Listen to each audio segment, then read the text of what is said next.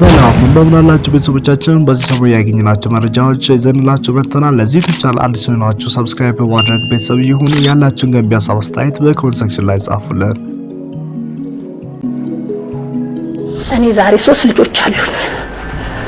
ገለቴ ግን የሁሉ አመት ሮጣ አንድ ልጅ እንኳን የላትም። ይሄ ለኔ በጣም ነው የሚያመኝ። እኔ የገለቴ ገንዘብ የምን ጉዳይ አይደለም። ዛሬ ገለቴ ከኛ 3 አመት ወይ 2 አመት ታናሽ ብትሆን ነው።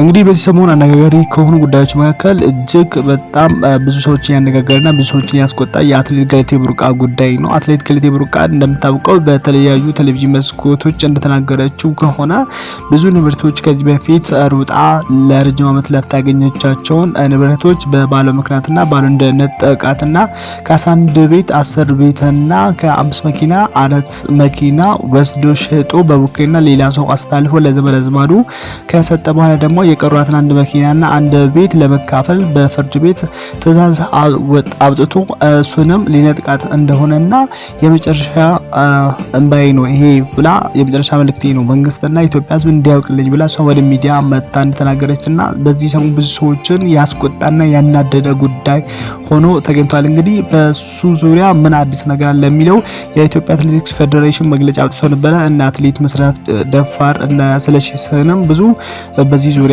በአትሌቲክስ ሙያ ዙሪያ ያሉት ሀሳባቸውን ገልጾ ነበርና ከዛ በኋላ ደግሞ ምን አዲስ ነገር አለ መንግስት እንደ መንግስት ደግሞ እንደ ህግ ምን እያደረገ ነው የሚለው ለብዙ ሰዎች ጥያቄ ሆኖ ስለነበረ አሁን የሷ ባለቤት የነበረው ታደለ ገብረመድህን ገብረማርያም የሚባለው በቁጥጥር ስር እንደዋለ ብዙ መረጃዎች እየወጡ ይገኛሉ። ያው በምስል ላይ እንደምትመለከቱት ከሽጉጥ ጋር ነው የተያዘውና ሽጉጥ ነበረው። ሽጉጥ ደግሞ ለምንድነው እሷን ለመግደል እና ያስፈራራት እንደነበረ እሷም ተናግራለችና ብዙዎቻችሁ ሰምታችሁ ነበርና ለአንድ አመት ያህል ከፍራቻ በተነሳ ትሬኒንግ እንዳልሰራችና ምንም ስልጠና እንዳላደረገችና ከውድድር እንደቆመች ከምትወደው ሙያ እንደወጣች ነው በሱ ምክንያት ይሄን ሁሉ ሀብት ከዘረፋት ከነጠቃት በኋላ ደግሞ እንደገና ለነፍሷ ራሱ እንድትሰጋና መኖሯን እንድትጠላ አድርጓታል ማለት ነው። ከዚህም ደግሞ እንድትርቅ ምክንያት ሆኗል ማለት ነው። እንግዲህ ሆኖ እንደዚህ ሆነም ዛሬ በቁጥጥር ስር ውሎ አሁን ወደ እስር ቤት ገብቷል ማለት ነው። ጉዳዩ የተጣራና ክስ ለመሰረትበትና እያንዳንዱ ሀብቶቿ የገቡበት ንብረቶቿ 10 ቤቶቹ የት እንዳሉ ተጣርቶ ተደርሶበታልና አሁን እያንዳንዱ እየተለቀመ ይገኛል ማለት ነው። መኪናዎቹ ለማን እንደተሸጡ በማን ስም እንዳሉ ሁሉም ተጣርቶ እየተገኙ ይገኛሉና መንግስትም ደግሞ ይሄንን በይፋ መግለጫ የሚሰጥ ይሆናል ማለት ነው። ይሄ ታሪክ በጣም እጅግ የሚያሳዝንና በጣም ልብ የሚሰብር ታሪክ ነው። እንግዲህ እሷ እንደተናገረችው ከሆነ እሷ ገጠር ልጅ ነበረችና እቨን የወረዳ ከተማ ላይ ራሱ አልኖረችው። ገጠር ከተማ ውስጥ ራሱ ያልኖረች ላይ ከገጠር ቀጥታ አዲስ አበባ መጣችና ትሬኒንግ ውስጥ ገባች። ስትጀምርም እንዳጋጣሚ ሆኖ ከሱ ጋር ተዋወቀች። በትራንስፖርት በላዳ መኪና ሁሌም ይወስዳትና ትሬኒንግ ቦታ ያደርሳታል፣ ይመልሳታል። በጣም በዚህ ሁኔታ ራሱ በሚገርም ሁኔታ አዝኖላት እንኳን አንድ ቀን የትራንስፖርት ትቶላት አያውቅም። እሷን ተናገረችው ከሆነ ሁሌም የትራንስፖርት እየከፈልኩት ነበር እሱ። በዚህ መሀል ነው እንግዲህ እየተዋወቁ ሲመጡ ብዙ ነገሮችን ምስጥሯን ለሱ ታካፍላለች። እሷ ፕሮቴስታንት ስለነበረች እሱ ደግሞ ኦርቶዶክስ ነው። ኦርቶዶክስ ሆኖ ሳለ ግን አውቆ እሷን ለማስመሰል ሲባል ፕሮቴስታንት ከሷ ጋር ሆኖ ሲጋቡ የተጋቡት ጋብቻቸው በህግና መዘጋጃ ቦታ ሳይሆን የተጋቡት በቸርች በሃይማኖት ነው። እንግዲህ በሃይማኖታዊ ስርዓት ነበር የተጋቡት። በቃል አለ እንጂ ቃል ኪዳን ሃይማኖታዊ ቃል ኪዳን እንጂ ሌላ ነገር ምንም አልነበረም። ይሄን ሁሉ ያደረገው አውቆ አቅዶ ነው። ነገ ትልቅ ደረጃ ላይ እንደምትደርስ ስለሚያውቅና በዛን ጊዜ እሷ ደግሞ እየወጣች እያሸነፈች ስለነበረች ትልቅ ደረጃ ላይ እንደምትደርስ አውቆ አስቦ ይሄንን ሁሉ አሰላስሎ ነው እሷን መዝረፍ እንዴት እንዳለበት አቅዶ ያወጣ ነገር ነውና ከዛ በኋላ ደግሞ ለትንሽ አመታት አብሮ ከቆዩ በኋላ ውክልና ሰጠችው ለሀብቶ። እንግዲህ ባሌ ነው ብላ አምነዋለች። በሃይማኖት ስነ ስርዓት የተጋቡ በእግዚአብሔር ቃል ኪዳን አለ በቃል ኪዳን የተጋቡ ስላመነችው ለሱ ውክልና ሰጠችው። እሱ ደግሞ ውክልና ምን ያደርጋል እያንዳንዱ መሬትና ንብረቶችን ወደ ተለያዩ ሰዎች እየሸጠ ስሙን እያዞረ እብን በጣም የሚገርመው ነገር ለእናቱ ትኖርበት ብላ ለእናቱ የሰጠችው መሬት እሱ ደግሞ ወደ እሷ ስም አዙሮ ለእናቱ እንደሸጠ ነው እንግዲህ ነገር በጣም የሚያሳዝን ነገር ነው።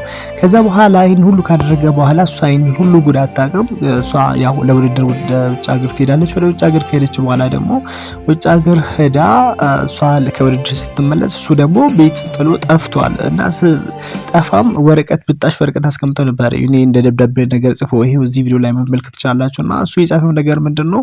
በቃ እንኳን ደህና ሃኒ እንኳን ደህና ተመለሽ፣ መንገዱ እንዴት ነበር? ጥሩ ነበር ወይ? ስለ ውድድሩ ደግሞ አልጠየኩሽም፣ ውድድሩ እንዴት እንደነበር አልጠየኩሽም፣ ምክንያቱም ስለ ውድድሩ መረጃ አልነበረኝም። ይህንን ስነግርሽ በጣም በሀዘን ነው የምነግርሽ። እኔ አሁን ቤት አይደለም ጸበል ነኝ፣ ስልክ እንዳትደውይልኝ፣ ስልክ እኔ የሚሄድበት ጸበል ላይሰራም ሊሰራም ይችላል፣ ከሰራ እኔ ራሴ እደውልልሻለሁ ግን አይሰራም ይላትና እጅግ በቃ ለእኔም ለአንቺም ጥሩ ነው ለራሳችን ደህንነት ስባለው ይሄን ያደረጉትና እኔ ጸበል ገብቻለሁ በዚህ እንኳን ህይወት ከተሻሻለ በሚል ነበር እሱ እንደሚወዳትና ለሷ እንደሚያስብ ነገር አድርጎ አንቺ ምንም ነገር ተረጋግተሽ ስራሽን መቀጠል አለብሽን፣ ስራሽን ቀጥይ ስሪ ነው የሚላትና ምንም ነገር ጭንቀት ምናምን አይግባሽ፣ ከዚህ በኋላ ስለኔ አታስቢ። ይሄ ማለት የመጨረሻ መሰናበቻ ነው። እንግዲህ ይሄ ሁሉ ሲሆን ምንም ግራ ገባት እሷ። ከዛ በኋላ ደግሞ አስፈልጋ ምናምን ከተገኘ በኋላ ደግሞ ትዳር እንደማይፈልግና ፍቺ እንደሚፈልግ ነው። እሷ ደግሞ እንደማትፈልግ ነው፣ ፍቺ ማድረግ አትፈልግም። ለምን ትፈልጋለች አላወቀችም። ምክንያቱም እሷ የምታስበው በየዋንቷ ነው፣ ጥሩ ነው ብላ ስለምታስብ ምንም ነገር መጥፎ ነገር እንዳደረገባትና ይህን ሁሉ ንብረት እንደነጠቃትና ወደ ተለያዩ ስም እንዳዘዋወረ ምንም አላወቀችም። እንግዲህ ከዛ በኋላ ስታውቀው ነገሩ በጣም ከባድ ሆነ። በፍርድ ቤት ተያዘ። ፍርድ ቤቱም ደግሞ ነገሩ በእምነት ስለነበረ መጀመሪያው የህግና በመዘጋጀ ያልተደረገ ሰርግ ስለነበረ በጣም ያው ፍርድ ቤት ለሱ እየፈረዱ ብዙ ነገር እያደረጉ እስከዛሬ ደርሷል ማለት ነው። በመጨረሻም ደግሞ ያው ሚዲያ ላይ ተናገረች። እጅግ በጣም የሚያሳዝን ነገርና በጣም የሚያስከፋ ልብ የሚሰብር ታሪክ ነውና ያው እግዚአብሔር ብሎ ደግሞ ያው ሁሉም ነገር በጊዜው ስለሚሆን ሁሉም ሰው ያለፋበትን ያልጣረውን ግሩ ለፍቶ ያላገኘውን ንብረት የሰውን ላብ መቼም ቢሰርቅ እንኳን ሰርቆ ስለማይበረክትለት እግዚአብሔር ደግሞ ያዘውና አሁን በህግ ቁጥጥር ስር ገብቷል ማለት ነው። እንግዲህ ከዚህ በኋላ ያለው መረጃ ደግሞ እንደርሳችኋል። ለዚህ ቻናል አዲስ ሆናችሁ ሰብስክራይብ ማድረግ ቤተሰብ ሁኑላችኋለሁ። ወዳችኋለሁ። ሰላም